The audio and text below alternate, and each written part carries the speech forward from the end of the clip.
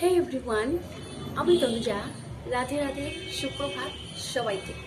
কেমন আছো আমার প্রিয় বন্ধুরা? আশা করি অনেক অনেক ভালো আছো। অনেকদিন পর এভাবে চলে এলাম সবার সাথে কথা বলার জন্য। তো ছোটোখাটো ভিডিও রোজ গেলে আমি আপডেট করতে থাকি, মিনি ব্লগ হোক, শর্ট রিলস হোক, ইত্যাদি ইত্যাদি নানান রকম ফটো পোস্ট ইত্যাদি নানান রকমের ভিডিও আমরা পোস্ট করে থাকি, সকলেই থাকি, তাই না?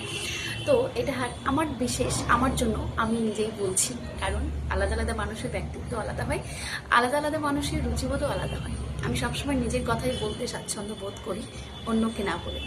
তো একটা কথা হচ্ছে কি, যে আমি জানি না যে আমি কতটুকু পেয়েছি এখানে, এই প্ল্যাটফর্ম থেকে কতটুকু কী করতে পেরেছি।